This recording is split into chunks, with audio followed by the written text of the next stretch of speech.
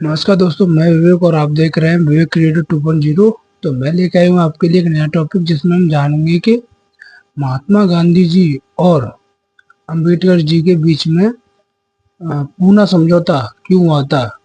क्यों गांधी जी दलितों के सेपरेट इलेक्शन के खिलाफ थे। तो आइए जानते हैं इसमें।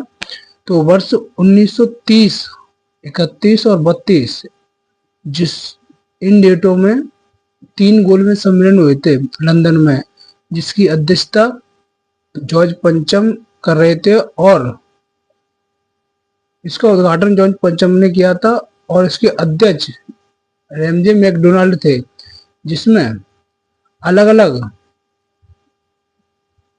धर्मों के अलग अलग नेताओं ने भाग लिया, जिसमें से डॉक्टर भीमराव अम्बेडकर जी भी थे जिन्होंने तीनों गोलमेज सम्मेलनों में भाग लिया था।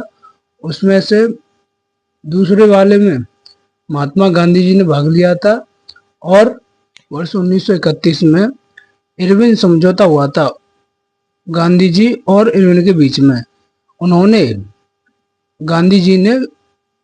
इरविन ने गांधी जी को मनाया और दूसरे गोलमेज सम्मेलन के लिए राजी किया और दूसरे गोलमेज सम्मेलन में गांधी जी जाने के लिए राजी हो गए। और 1932 में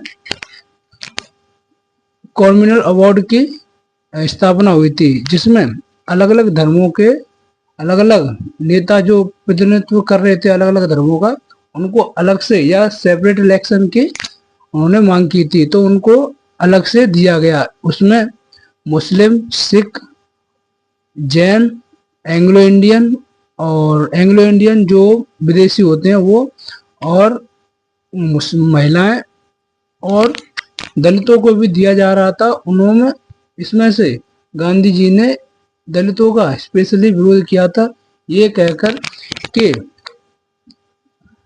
हिंदू पहले से ही अलग है, दलित भी अलग हो जाएंगे तो हिंदू एकजुट रहे कहाँ, क्योंकि मुस्लिम पहले से अलग हो चुके थे। उसके बाद 1932 की बात करें तो यरोदा जेल में गांधी जी ने अनशन स्टार्ट कर दिया और गांधी जी को यरोदा जेल में बैठक करनी पड़ी, जिसमें उनकी बैठक कराई थी। बैठक में थे लगभग 5 लोग, 4 से 5 लोग थे, जिसमें से पहले थे मदन मोहन मालवीय, राजेंद्र प्रसाद और पुरुषोत्तम दास टंडन, और थे तुम्हारे राजगोपालाचारी। तो ये लोग थे, इन्होंने बैठक करवाई और गांधी जी मान गए